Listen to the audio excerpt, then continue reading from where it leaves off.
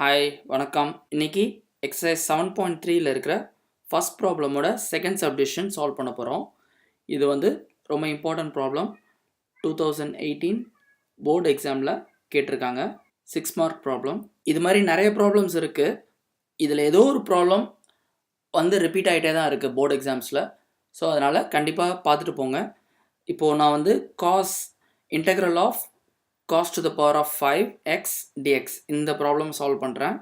இதே மாதிரி sin to the power of 4x, sin to the power of 6x, sin to the power of 5x அந்த மாதிரி நிறைய problems இருக்குது உங்கள் எக்ஸசைஸ்லையும் சரி எக்ஸாம்பிள்ஸ்லையும் சரி. இதை கண்டிப்பாக ஒரு தடவை பார்த்துட்டு போங்க எக்ஸாம்ஸ் போகிறப்ப. ஓகேங்களா? இந்த ப்ராப்ளம் சால்வ் பண்ணுறதுக்கு உங்களுக்கு என்ன தெரிஞ்சிருக்கணும் அப்படின்னா ஒன்றும் இல்லை, இது மட்டும்தான் உங்களுக்கு தெரிஞ்சிருக்கணும். இது மட்டும் தெரிஞ்சிருந்தாலே இந்த ப்ராப்ளம் சால்வ் பண்ணிடலாம். இருந்தாலும் ஏன் இந்த 3 ரிசல்ட்ஸையும் நான் இங்கே காப்பி பண்ணியிருக்கேன் அப்படின்னா, இந்த 3 ரிசல்ட்டும் தெரிஞ்சதுன்னா இது மாதிரி வர எல்லா ப்ராப்ளமும் உங்களால் சால்வ் பண்ண முடியும். ஸோ இது 3த்தையும் நீங்கள் ஞாபகம் வச்சுருந்தீங்கன்னா கண்டிப்பாக உங்களுக்கு 6 மார்க் ஷுவர். ஸோ அதனால் இந்த 3த்தையும் ஞாபகம் வச்சுக்கோங்க. இந்த ப்ராப்ளம் பர்டிகுலர் சால்வ் பண்ணுறதுக்கு நம்ம இந்த ரிசல்ட் 2 மட்டும் போதும். சரிங்களா? அடுத்தது இன்னொன்று என்ன தெரிஞ்சிருக்கணும் அப்படின்னா, integral of cos x dx sin x + c. Actually இந்த ப்ராப்ளம் பொறுத்த வரைக்கும் ப்ளஸ் சி தேவையில்லை.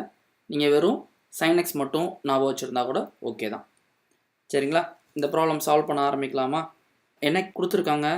இன்டெக்ரல் ஆஃப் காஸ் 5x dxஐ எவாலுவேட் பண்ண சொல்லியிருக்காங்க. அதை பண்ணுறதுக்கு நமக்கு இங்கே ஐ ஆஃப் n அப்படின்னா என்னது?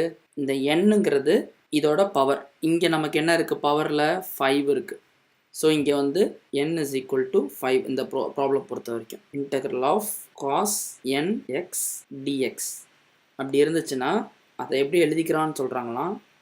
1/n cos of n minus 1 x sin x plus n minus 1 divided by n into I n minus 2. இந்த n minus 2க்கு திரும்ப இன்னொரு தடவை சப்ஸ்டியூட் பண்ணி எழுதுவாங்க.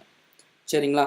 ஸோ இந்த ப்ராப்ளம் நம்ம இப்போ சால்வ் பண்ண ஆரம்பிக்கலாம். இதை integral of cos 5x dxஐ எப்படி எழுதிக்கலாம்னா 1 divided by 5 cos 5 minus 1 x sin x plus என்னங்கிறது 5 minus 1 divided by 5 I of n minus 2 5 minus 2. சரிங்களா? which is equal to 1/5 cos 4x sin x plus 4/5 I of 3. இந்த I of 3 எப்படி எழுதிக்கலாம்? இதே formula use பண்ணி இந்த formula use பண்ணி திரும்ப எழுதிக்கலாம். கரெக்டாக? So that becomes 1/5 cos to the power of 4x sin x plus 4/5 I3ங்கிறது என்னது? Integral of cos to the power of 3x dx இல்லைங்களா? அதை இந்த ஃபார்முலாவில் போட்டு எழுதிடுவோம். ஸோ இங்கே என்ன இருக்குது?